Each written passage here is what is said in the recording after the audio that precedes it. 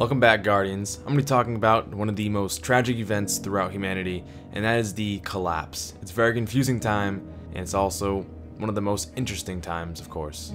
So kick back, relax, and enjoy my little presentation.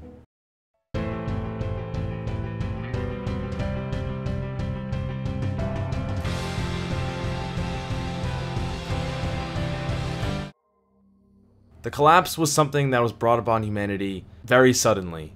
It was after the Golden Age, and the Golden Age happened when they found the Traveler, but I'll cover that in a completely different video. So we're going to be talking about the darkness and how it completely destroyed everything humanity has built up.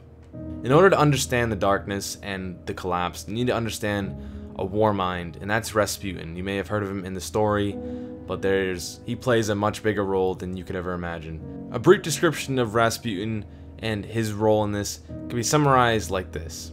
The war mind Rasputin detects a sudden arrival, a rapid approach of an unidentified entity outside the solar system. Recognizing the entity as a threat, Rasputin assumes controls of humanity's defense network. As all countermeasures fail to affect the entity and defeat becomes certain, Rasputin decides to shut down to protect itself, leaving billions of people to perish. Rasputin is an AI, he's not an actual person. He's just a defense mechanism brought forth in the Golden Age to defend all of humanity itself.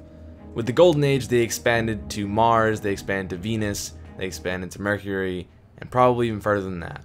With the collapse, there's actually one Grimoire card that explains everything, but it is very cryptic in that you need to analyze every bit and every word, and it's through Rasputin's actual own words. So because he's an AI, he's actually talking in computer language. I wouldn't say an actual language, but it's just tons of codes and different protocols he put forth, and it shows how he handled this whole battle against the darkness. He seemed to have taken it to himself to he almost fought the darkness one-on-one, you can almost say. And by what I was saying before, he kind of lost. And the reason for that is because the darkness is neither physical or anything for that matter. It was just an unknown thing from deep space coming into the solar system, and that it was going to hit Earth inevitably, and that's where the Traveler was located. The Grimoire card, the darkness, starts off with a bunch of letters and AI, communication, RSPN, which is Rasputin. And more letters, more this, deep space. That is it confirming that this entity is out there, it's in deep space, and there's contact. 3 times. It's coming in, and it sends off a sky shock alert.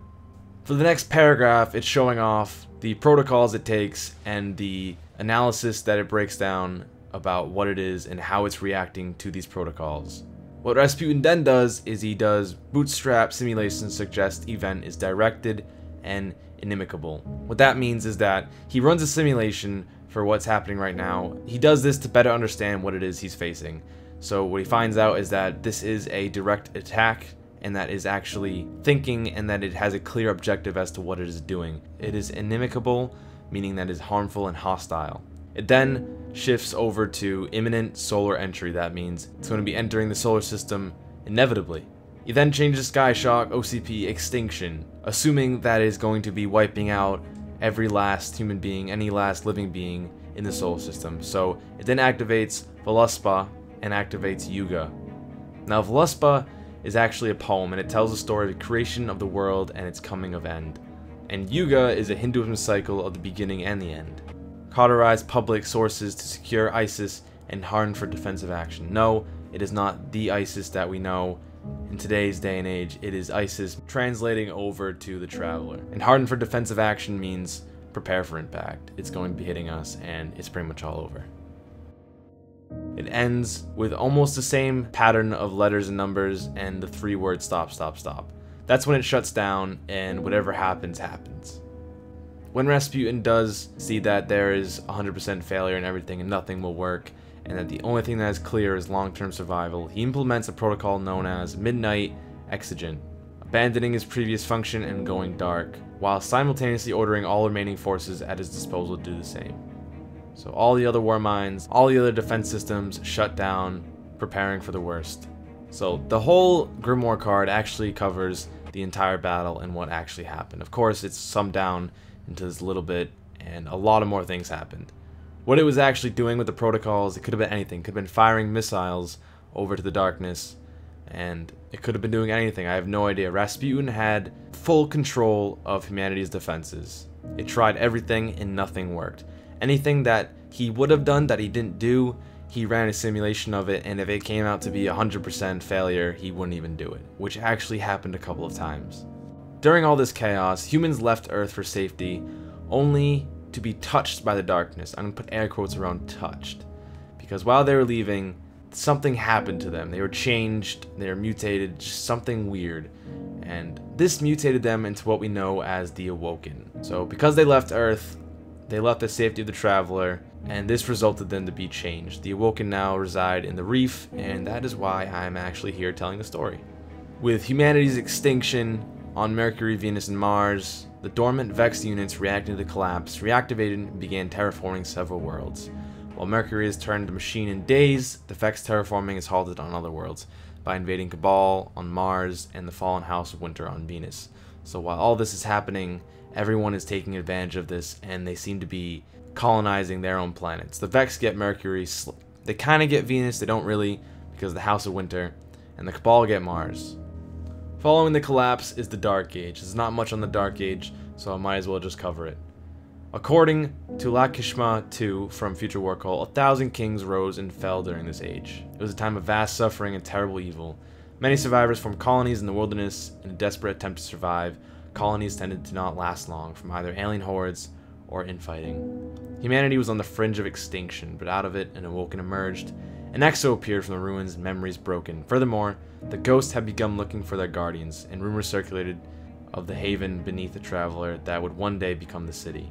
That's the city we now reside in. But one question does arise, and that is, how did these people even survive the darkness? The darkness should have consumed everything, and there shouldn't even be a single person left. And that is because the Traveler left Mars, came over to Earth, and fought off the darkness through whatever ways it was. But there's no survivors telling us exactly how it happened, unless, you know, Bungie wants to clarify that. So the Traveler is now where it is, and that's exactly where it made its final stand. And clearly, it kind of won, but only with so much loss, you can hardly even say it was a victory. But flash forward thousands of years, here we are today as Guardians on the rise again, and let's see where this story is going to take us. Cutting away from the story, I'm talking about my own opinions. The collapse, in my eyes, is very interesting because I view it as Rasputin versus the darkness. This little excerpt that goes on, I picture it as being unbelievably chaotic. There's so much going on. There's missiles being fired in the outskirts of human exploration as far as they went. And outside in this deep space, outside the solar system, there's just this swarm, this unidentified, this thing, it is just coming closer and closer, and no one really knows about it except for Rasputin. He just sees this thing, he just knows that it's hostile. He sees that it has a clear objective that it needs to destroy, that has almost like a grudge against the Traveler, whatever it did. That is a completely different other theory about why the darkness hates the Traveler, or why the Traveler hates the darkness. It doesn't even hate the darkness, it actually just fights off to protect the humanity, the Guardians. But there's still a lot of things to be clarified, and that is as much as I can cover about the collapse. I'm doing things out of order. I think the next thing I'm going to cover is the Golden Age and how that came to be. So if you want to learn about that, subscribe. It'll be up sooner or later. But as for me, hope you guys enjoyed this story, and I'll see you guys in the next one. Peace.